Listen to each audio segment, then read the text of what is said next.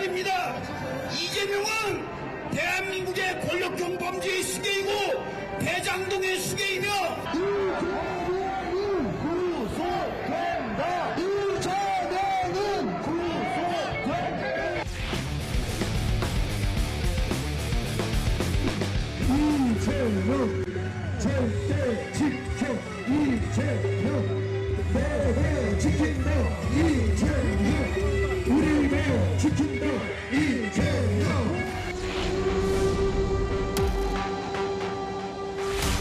대표님 잠시 뒤에 도착하십니다. 건너편에 있는 저 소리를 들리지 않게 대표님이 여러분의 목소리만 듣고 들어갈 수 있도록 힘차게 외쳐합니다.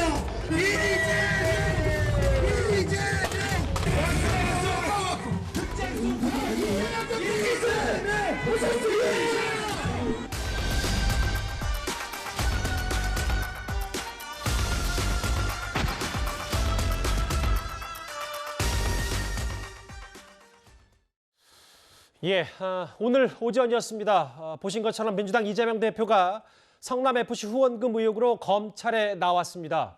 제1야당의 현직 대표, 제1야당의 당대표가 피의자 신분으로 출석하는 건 우리 헌정사상 처음 있는 일인데요.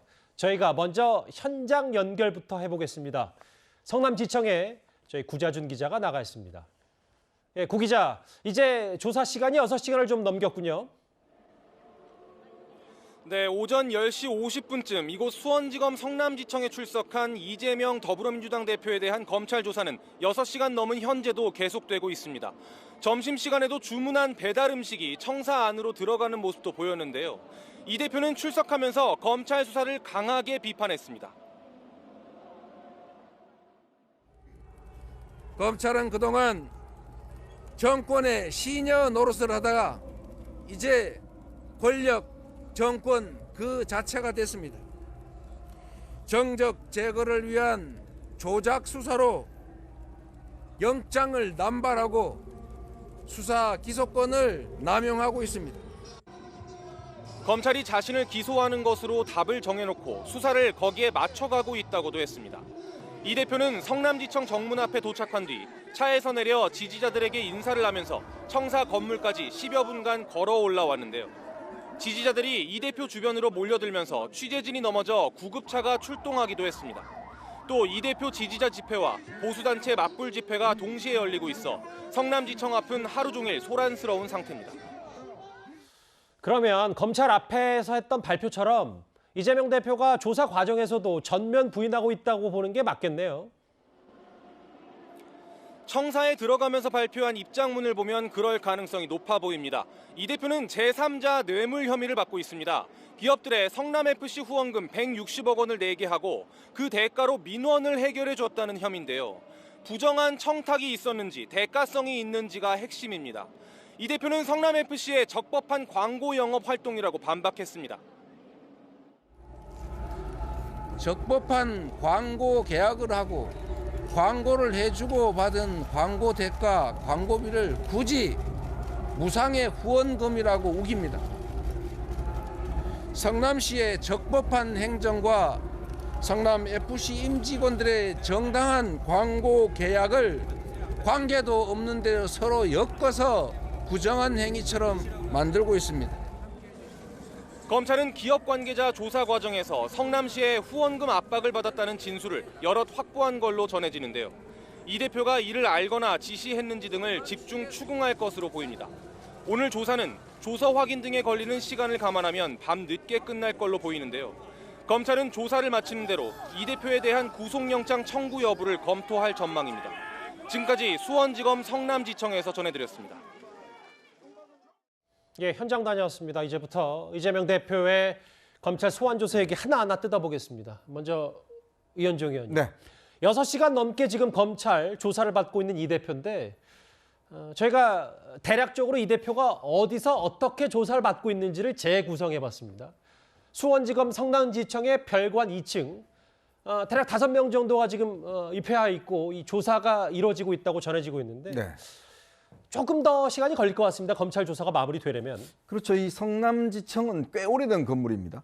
뭐 지하주차장도 없고 꽤 오래된 건물인데 이 성남지청과 이재명 대표는 꽤 인연이 많습니다. 2006년도부터인가요?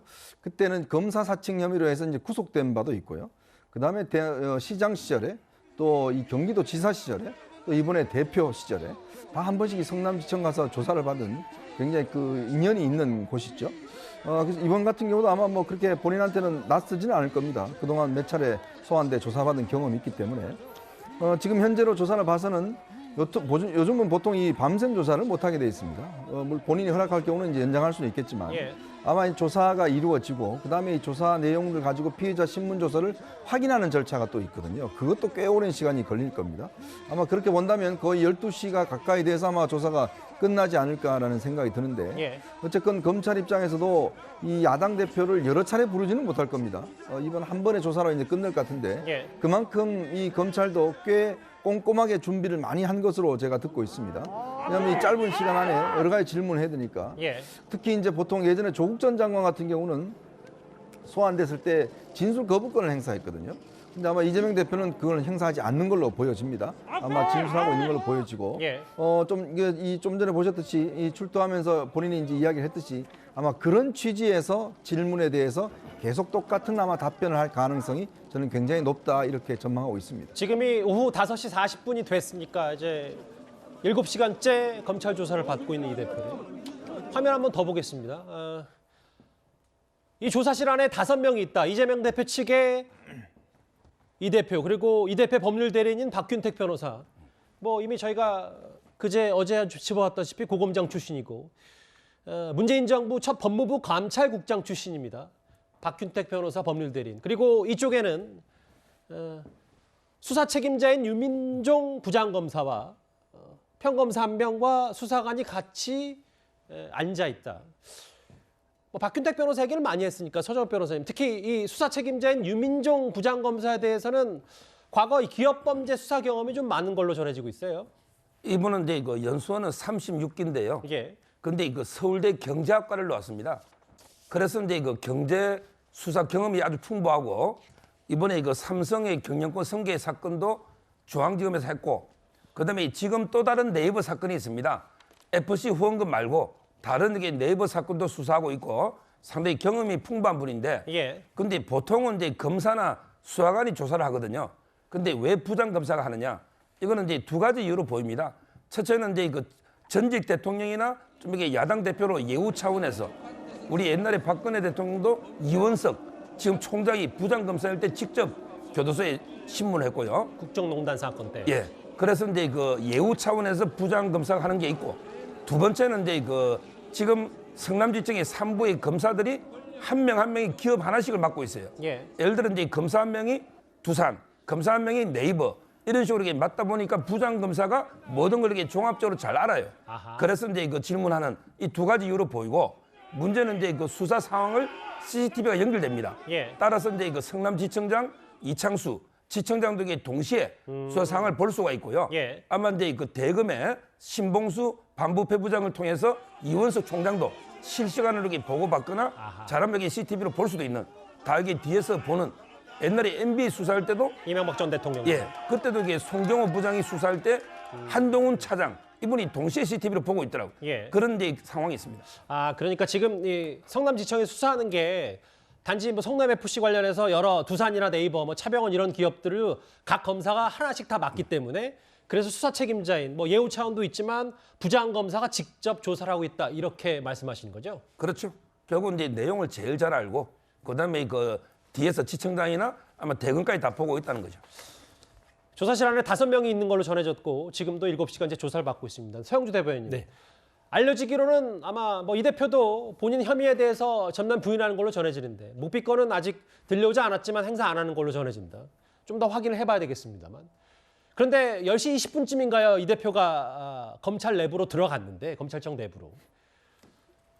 수사 시작 전에 이창수 성남지청장과 티타임, 그러니까 검찰 쪽에서는 티타임을 제안했는데 바로 조사받겠다 그리고 티타임을 거절했더라고요, 이 대표가. 그 점은 티타임을 할 생각은 할 필요는 없죠. 아까 이제 이재명 대표께서 출동하면서 장문에 이야기를 했지 않습니까? 이번에 검찰 수사 자체가 표적 수사고 나름대로 답정 기소 수사인데 무슨 예의 차원에서 티타임을 하는 게 무슨 의미가 있겠냐라는 예. 판단하신 것 같고요. 티타임 자체를 제한할 정도 예의를 갖췄으면 이런 식으로 수사를 하면 안 되죠. 그래서 예를 들면 지금 개인 비리, 그러니까 행정 영역에서의 이재명 대표가 성남시장 시절에 했던 것들을 예. 마치 개인 비리인 마냥 다시 수사를 하는 부분들은 티타임 제한을 받을 만한 그런 여지가 있을까? 누가 보더라도 그런 예의는 그냥 허례허식이다라고 판단하신 것 같고 예. 그 중간에도 이 식사도 한 30분 만에 마치고 바로 1시간 바로 수사 조사를 하자라고 얘기를 하신 걸 제가 알고 있거든요. 메뉴는 설렁탕이었다고 하더라고요. 예, 30분 정도 후딱 드시고 나서 빨리 조사를 합시다. 그래서 뭐 크게 뭐 달라질 게 없으니까 수사 시간 질질 끌어봤자 별거 없으니 예. 합시다 하고 계속 지금 진행하고 있습니다. 속도 빠르게. 그래서 저는 지금 그 검찰 수사를 보면서 이재명 대표께서 이미 이 성남 FC에 대해서 한번 경찰 수사를 예전에 받았었잖아요. 예. 그리고 불송치 경찰이 됐던 경험이 있기 때문에 크게 내용이 달라지는 것은 당시에 뭐 지금 최근에 진술된 부분 2명 정도 그 추가된 부분 외에는 예. 특별하게 뭐 달라질 뭐 진술을 뭐 인정을 하네 안 하네 할 게 없다. 그렇기 때문에 이재명 대표의 조사가 길어진다는 것은 제가 봐서는 검찰이 더 늘어뜨림으로써 뭔가 있는 것처럼 보일 수도 있지 않겠냐라는 그런 부분을 차단하기 위해서 예. 최대한 신속하게 조사에 임하시는 그런 의미에서 티타임도 거절한 것 같습니다. 아, 알겠습니다. 일단은 예전에 전직 대통령이나 재벌 회장들 소환 조사 때 예우 차원에서 검찰이 했었는데 티타임도 거절하고 바로 조사에 들어가겠다고 했던 이재명 대표입니다. 그럼 조금씩 본론으로 가보겠습니다. 검찰은 과거에 비해서 어떤 정도의 입증 자료나 칼을 좀 갖고 있을까요? 이재명 대표가 기업으로부터 160억 원이 넘는 후원금을 받는 대가로 기업들이 원하는 걸 해결해줬다. 검찰의 시각은 분명 이렇습니다. 화면부터 먼저 만나보겠습니다. 이재명 시장은 이제 그랬죠. 자기 축구 잘 모르니까 정신상 실장이랑 잘 의논해갖고 잘 운영하라고. 몇 억 받으려 그러면 진짜 한 6개월 이상 열심히 그냥 막 수시로 찾아가면서 그래야 금액 자체가 사실 저희 독자적인 어떤 영업으로 받을 수 있는 그런 금액이 아닙니다. 아유 어떻게 이렇게 큰 금액 유치하셨어요? 했더니 다 그런 게 있어요. 딱 그거 한마디로 끝났어요. 성남 FC가 운영비가 부족하면 성남시 예산을 추가 편성해서 지원하면 그만인데 시장과 공무원들이 성남시 예산을 아끼려고 중범죄를 저지르려 했다는 것이 과연 여러분은 상상이 되십니까? 검찰의 이런 이상한 논리는 정적 제거를 위한 조작 수사, 표적 수사 외에는 설명할 길이 없습니다. 진짜 본론 얘기하기 전에 잠깐만요. 앞서 오타가 있어서요. 2017년 문재인 정부의 첫 법무부 검찰국장 출신이다. 이재명 대표의 법률대리인 감찰국장이 아니라 검찰국장으로 이걸 좀 바로 잡겠습니다. 원래 가볼까요, 그러면? 네. 죄송합니다. 최병묵 의원님. 네. 이재명 대표는 달라진 게 없다고 했는데 뭐 검찰은 여러 입증 자료들 토대로 혹은 주변인들 진술로 과거와는 좀 입증할 수 있는 자료들이 탄탄해졌다는 게 이제 그런 자신감이 있는 것 같거든요. 그렇죠. 부정한 청탁을 대가로 성남 FC를 후원했다고 판단한다. 이 부분이 좀 눈여겨볼 대목입니다. 아니 우선 기본적으로 과거 경찰이 수사를 했을 당시에 확보하지 못했던 두산건설이 성남시청에 보낸 협조 요청서라는 것이 있어요. 뭐 예. 공문이라고도 언론에 표현이 됩니다만은 그것을 보면 결국 각종 인허가 등의 편의를 봐주면 후원금을 내겠다. 이런 제한이 들어가 있거든요, 거기에. 그러면 그게 바로 명백한 부정청탁과 대가라는 걸 입증하는 겁니다. 근데 이거를 이제 과거 경찰은 확보하지 못했고 지금 검찰이 다시 수사를 해가면서, 그러니까 경찰이 재수사를 하면서 이제 확보했던 문건이고, 예. 이뿐만이 아니고 뭐 네이버 같은 경우도 네이버의 전 대표가 후원금을 이런 식으로 내면 이건 위법 소지가 있다, 이렇게 문제를 제기했다, 뭐 이런 아마 보도를 보신 적이 있을 겁니다. 예. 그렇기 때문에 이 제3자 뇌물죄에 대해서 많은 분들이 아니 이재명 대표가 직접 무슨 받은 게 없는데 뭐 이렇게 생각을 하시는데, 예. 본인이 직접 받으면 본인 뇌물죄가 되는 거고요. 예. 본인이 직접 받지 않았기 때문에 제3자 뇌물죄가 되는 겁니다. 그러니까 제3자 뇌물죄라는 건 결국 본인이 인허가를 해주고 그 혜택으로 인한 대가를 본인과 연관이 있는 지금 성남FC 같은 경우는 영리법인이거든요. 그 영리법인의 그 후원금을 받도록 했다 하는 게 제3자 뇌물죄의 구성 요소입니다. 예. 그렇기 때문에 지금 이제 이재명 대표는 그게 기업 유치한 것이다 이렇게 주장을 하잖아요. 그런데 검찰에서는 그게 아니고 그 대가성이 있다. 지금 이걸 집중적으로 아마 추궁을 할 것으로 보이고 그렇기 때문에 지금 뭐 이제 시간이 좀 길어진다고는 하지만 그 두 가지만 입증되면 예. 그거는 나중에 법원에 가서도 유죄를 받는데 큰 문제가 없다. 저는 이렇게 보기 때문에 아마 지금 그 안에서는 결국 평행선을 달리고 있을 겁니다. 검찰의 그 추궁과 이재명 대표의 반론이 평행선을 달리고 있는데 뭐 그것이 나중에 뭐 기소를 이제 하게 될 텐데 예. 그럴 경우에도 결과에 큰 영향을 미치지는 못할 것이다 이렇게 생각합니다. 대가성을 입증할 여러 자료들 과거에 비해서 많이 확보했다는 검찰의 시각인 반면에 오늘 민주당 그러니까 이재명 대표 측은 후원금이 아니라 광고비였고 전액 투명하게 사용했다. 단 한 푼의 사적 이익도 취한 바 없다. 오늘 다시 한번 이렇게 입장문을 밝혔습니다.